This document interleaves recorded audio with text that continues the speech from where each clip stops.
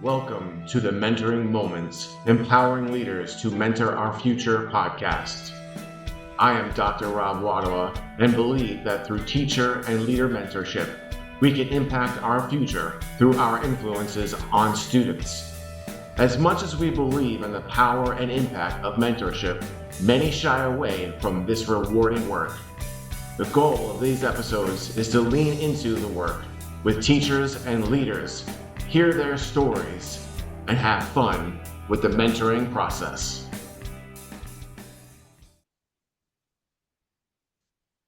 Okay, what if I told you the most awesome leaders aren't afraid to admit when you're wildly unawesome?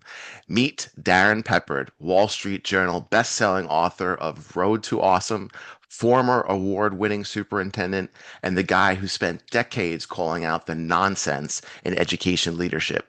From mentoring teachers in tornado drills, literally, to challenging the toxic positivity plaguing our schools. Darrin's the real deal. Today, he's pulling back the curtain on what mentorship actually looks like when the motivational postures fade and the real work begins. Oh, and he'll also put his philosophy to test with some critical questions like, who would he rather mentor, a zombie principal or a vampire school board? Darrin, welcome to Mentoring Moments. Thanks, Rob, man. I love that. That's an interesting introduction right there. I'm looking forward to answering that question too. That's great. So how's it going? You know what? It's good. It's good. Everything is just plugging right along. Of course, at the time that we're sitting here recording this, it's that time of year where in most parts of the country, schools are going back. Teachers are reporting back for their opening staff meetings and all of that kind of stuff. And so, for me, it's a tiny little slowdown. I have about a week where I'm not on the road, so you've caught me at a good time, man. It's great. Thank you so much. So to not waste any time, let's get right into our core questions here. All right. So the first theme is kind of your mentorship philosophy. So in the book Road to Awesome, you talk about leading from the heart. How do you translate that into mentoring someone who's drowning in bureaucracy? Man, that's a great question. I think that a big piece of mentoring is understanding that each of us is uniquely positioned to help the person that we used to be. And so when we are seeing in others struggles that we've already experienced, that's the thing to really lean into. I think sometimes, the mistakes that can be made in mentoring are, you know, just creating answers or being unsure but just hey, let's go with this.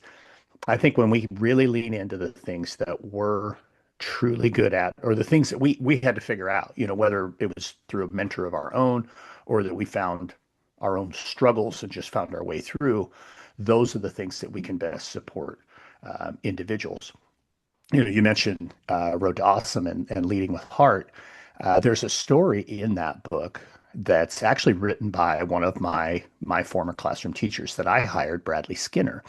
And Bradley talks about in the book how he saw me as almost like the driver's ed instructor, you know, uh, allowing him to drive, but I sat in that passenger seat that had that emergency brake over there. So, if things went awry, I could tap the brakes and say, "Whoa, whoa, slow down here. Let's take it easy." Um, he's such a great example of what my mentoring philosophy is all about. So often he and I would have conversations, and he would just mention, "Here's something I'm thinking about in my classroom," and for me, typically the answer was, well, let's give it a try.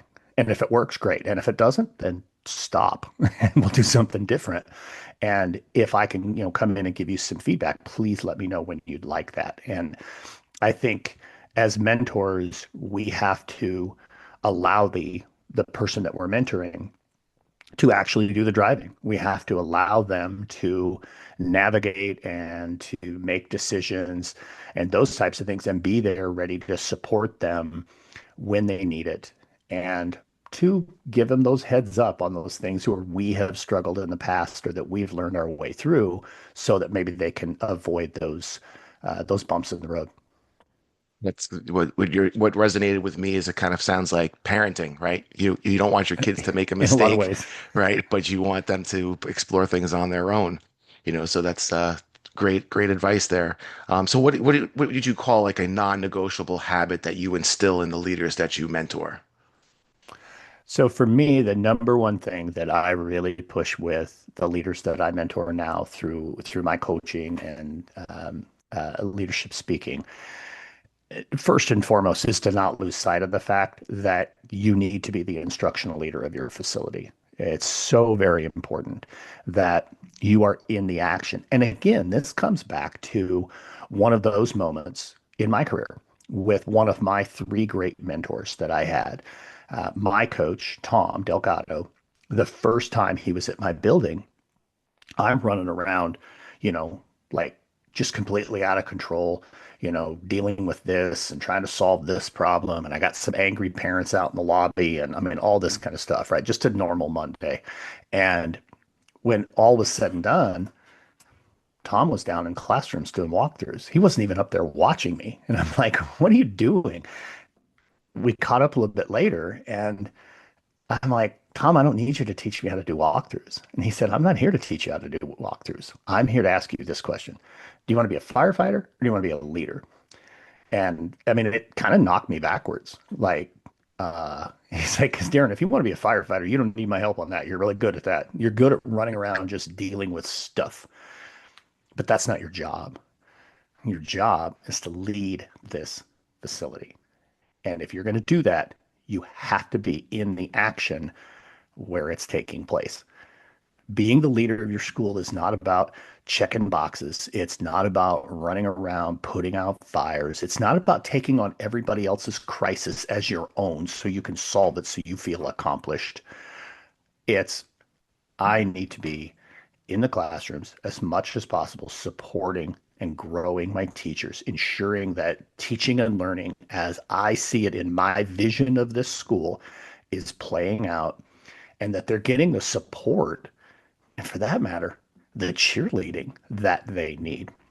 I'll never forget that conversation with Tom, and it really changed me as a leader. It took some time. I had to develop some systems and had to, work through some routines, and I had to get really clear on my own expectations. That's something else that I talk with leaders all the time about. If you're not clear about what you expect, how is anybody else? So I guess I would boil it down to this, Rob. Two things. Number one, you got to be crystal clear about what you expect, what you're looking for. I mean, just all of that. And then you've got to go and actually do the things that are about leadership, not just about management. Yeah, that's well, as you just said it, and it was in my mind. There's that world debate about management versus leadership, and I've talked about how you become a teacher and then you become an administrator, and I don't call you a leader yet because the administrator is really just managing the tasks, and then after you learn how to do that skill, then hopefully you start to unpack what a leader really is, so that's really That's really important. well said. That's really well said. Oh, thank you. So with that being said, I mean, there's a lot of times that we have mistakes that happen, right? So, you talked about, you kind of shell shocked with that question from your mentor, right? So, is Yeah. there is there a story or a moment in Road to Awesome where your mentorship kind of backfired? What did it teach you? Oh man. Um, I'll give you one that's not in Road to Okay, Awesome. Um, perfect. I had one of the best hires I ever made, a young social studies teacher. She's now a building administrator. And her mom was one of the teachers on my campus, brilliant teacher on our campus. But this particular young lady was really developing into a strong teacher. And she was a part of one of our career academies. And she had come to me just with some genuine concern. She's like, hey, I'm kind of wondering about how we could do this and how we could do this. I mean, I just think there's maybe some changes we could make. And I really felt like, hey, this is a great opportunity for her to take a little bit of a leadership role. And we had a meeting with all three of our academies, and she like lays out this sheet of paper with all these different things. And unfortunately, the directors of the academy, especially the one that she worked in, took it as kind of an affront. I did not front load the meeting with the directors the way I should have, which actually is to say I didn't even tell them what we were going to be doing. It was my own fault. It was, I should have just simply told them, hey, here's what we're going to talk about. Well, it didn't go overly well. I got an earful from one of the directors, and then I made it worse. And I kind of poured that earful down to the individual who had come to me. And it took some time to repair that relationship. And I still look back on it with some regret. And I think the biggest thing here, and this ties back to what I said earlier, I had lost sight of what I expected, what I was going to be looking for, and what I wanted to see accomplished, because she brought some very valid points forward. I just mismanaged how we took those and ran with them. You see, oftentimes in leadership, it's not that things aren't good ideas; it's how we manage them. And in that particular case, I managed it poorly. It took some time, especially with that individual, to repair that relationship. And it's still one of those things that as a leader, I look back and I regret that. I wish I could go back and redo that specific piece, because again, she had some great ideas, but also more than just the how we could do some things differently, the impact that had on relationships, that I had with her, even a little bit my relationship with her mom, and with the director of that academy. Everything got repaired, and we got through it. But I think as a leader, sometimes we've got to make sure we slow down. We jump up on the balcony for a couple of minutes and, okay, let's really be clear about what is it that I want to see happen, in this case, in that particular meeting. And had I done that, it would have played out a lot differently. Yeah, that resonates with me very, very much because this year I'm starting a new position and be in a different district. And it's kind of like a rebirth. So you take all of the mistakes that you've learned over the Right. years and, go in the room and listen to understand rather than listen to respond, and take that time. And, I have stories too of regret where you're like, oh man, I really wish I could go to that moment and fix that thing. And when you talk about relationships and the trust building, and I always talk about like it's like a cookie jar. You put cookies in people's jar, you build that relationship. Every once in a while, you got to take a cookie out, and that's okay. But when you break the jar, that's real tough. Yeah, And those absolutely. those those breaking jar moments are where we as leaders reflect and go, man, how do I mentor ourselves back into that relationship? Yep. It's definitely tough. So I'm sure that you've probably experienced somebody that, feels like they know more than you, or, you come in as a new leader and they have more experience than you. So let's talk about like how you kind of broke through somebody that was like, I don't need your help. I got this, and then how you kind of broke through that. Yeah. So when I first became a superintendent, I left the state of Wyoming, my home state, to go to Colorado. And even though it was a much smaller district, um, I think there were a handful of folks who looked at the fact that I was from Wyoming, which meant then, tiny little state, he doesn't know what he's doing. And there was also some, this is just how we've always done it kind of stuff, which I'm not a fan of. And I had to both temper myself with pushing back against that, just simply on the fact that it's that statement. But I also had to learn to really listen and ask more questions. I think a lot of times, especially for new leaders, we'll have when you move into a new space, and Rob, I'm sure you're experiencing this right now. The second you unlock the door and set your bag down for the first time, somebody's knocking on your door. They can't wait to get in your ear. And Yep. those people, almost always, they're the ones who have done that with every other person who came through that door before.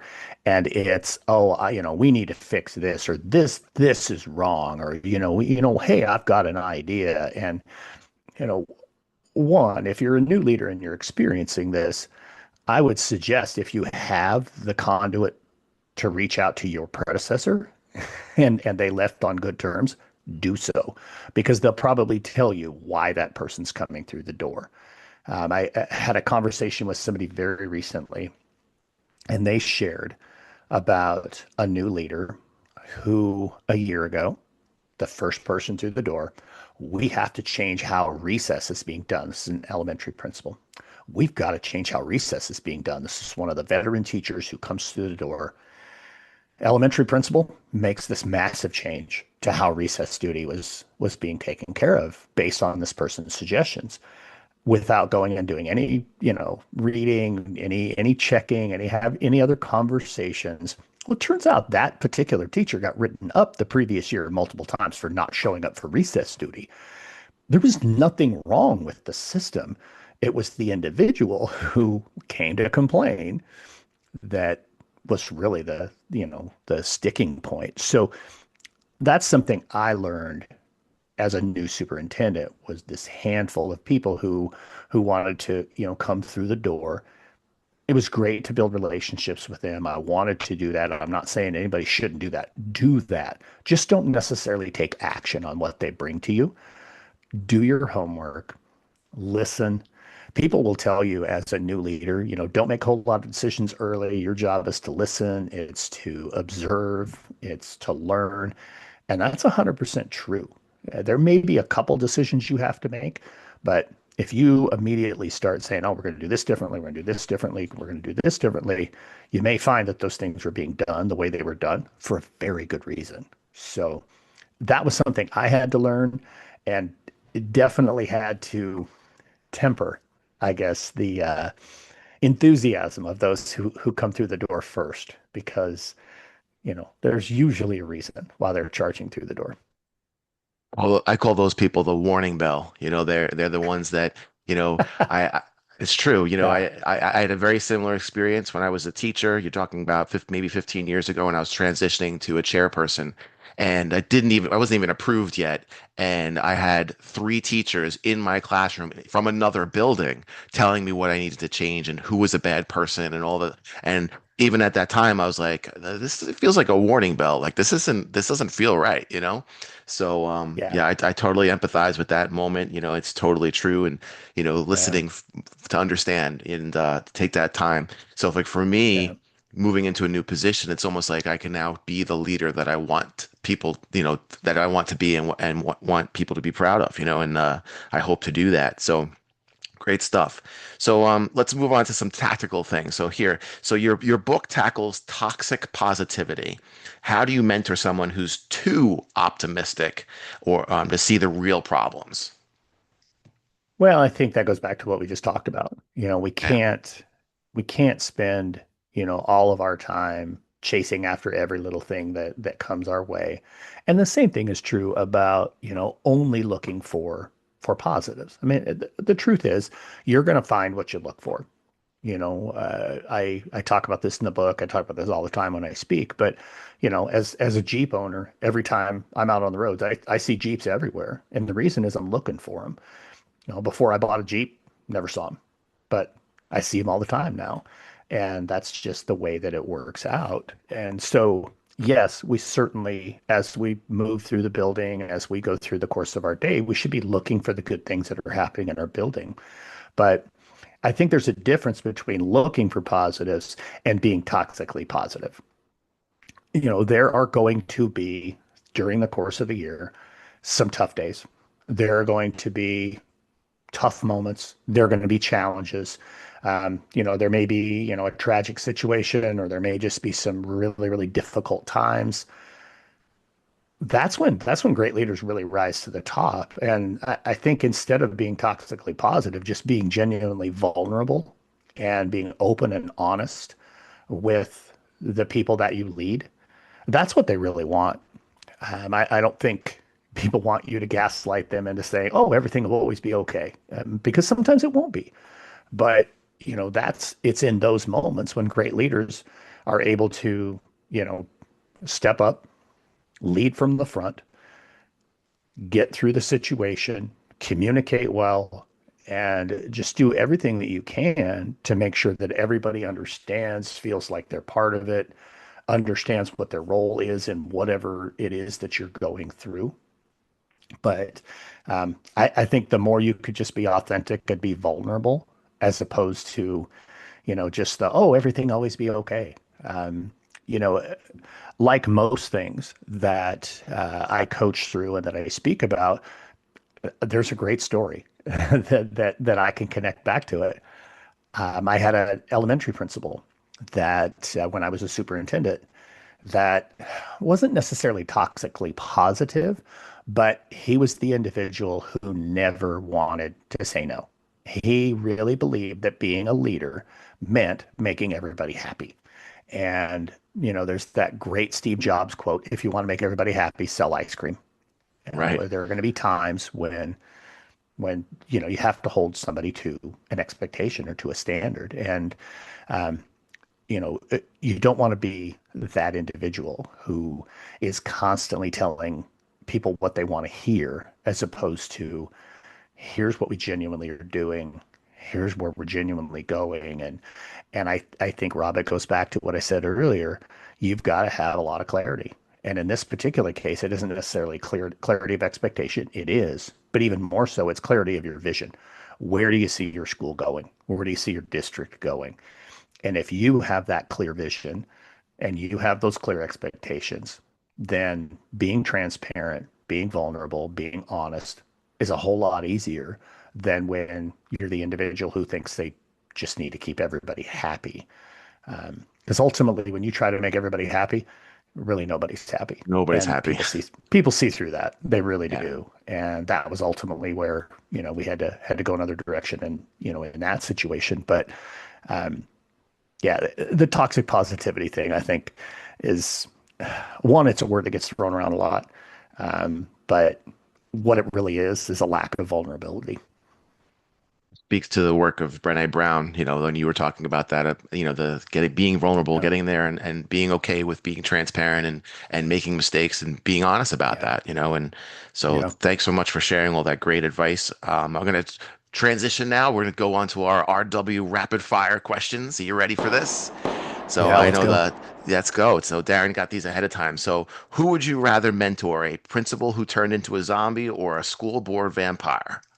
Oh, zombie principle in a heartbeat. I feel like I can snap principles out of the doldrums and get them refocused. Again, I was there.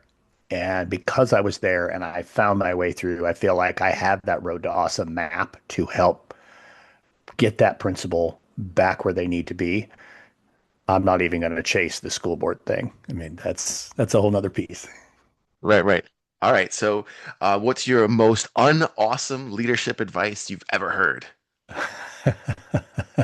Man, I got this one advanced and I still don't know that I have an excellent answer for this one. Oh, Um, okay, I'll go with this one. all right. So I had a superintendent, one of the three that I worked for as a building principal. And when hiring an assistant principal, um, he insisted on being like the final interview, and which was fine. That happens in a lot of districts. After we went through the final interview, and this was, by the way, a rock star assistant principal who is now a rock star high school principal. The superintendent said to me after the individual left the room, he said, I guess if you want to hire yourself, go ahead, but I think you should hire somebody who's not just like you. And while I get that, I think in this particular case, and this is why I think it was unawesome advice. Number one, that person was not just like me. And number two, that individual, I think, was just repeating something he heard somewhere and was not genuinely applying what would have been good advice in the moment. I mean, the reality is that individual, type A, like the most type A person I've ever met, I'm the opposite. And in many other ways, he and I are not alike. Um, by the way, one of the best hires I ever made. Guy was a rock star for us on our team. I went ahead and hired him anyway, even though the superintendent said, well, I said, no, I'm going to hire him. So, and he supported me and it worked out well. Sounds like the superintendent didn't know you too well. No, he did not. No. And he So didn't that's last. He was only there 15 months. So, right. But yeah, that's a perfect example of that. So last yeah. rapid fire question. Coffee chug or mic drop? How do you feel your hustle?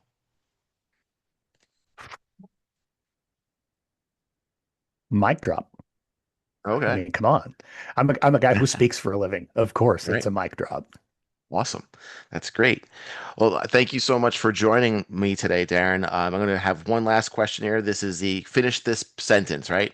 So if mentorship had a hashtag, which is funny because we were talking about that last night, if it had a hashtag, what would it be? Oh man, I love that. And yeah, we were talking about that one last night. If mentorship had a hashtag, it would have to be hashtag follow me. Oh, very cool. That is awesome. So thank you again. I don't know if you have any final words for us here at Mentoring Moments. I'm really excited that you were able to join me and join us in this journey of learning and leading together. So thank you so much, Darrin, for joining us. And I hope everyone here enjoyed our episode. Any final words, Yeah. Darrin? Yeah, I guess I would just say this, whether it's a formal mentor or it's, maybe a paid coach or even just somebody that you have a good relationship with, having somebody that has experienced what you're going through. I mean, even if they're going through it right now, they don't have to be 10 miles down the road. If they're, just one step ahead of you on the path, they can be a good mentor for you. And I know through the course of my career, I mentioned, three incredible mentors that have really supported me and still to this day support me and are the reason I do what I do. So lean into whoever that person is. You don't have to do this work alone. And it's incredibly rewarding work when you've got somebody there supporting you and cheering you on and being that support. Yep. I always say to people, we're better together, and that's what you're echoing there. So thank you again so much, Darrin, for being here. And I hope you continue on your road to awesome. And we'll talk soon. Yeah, thanks, Rob. Thanks. Yep.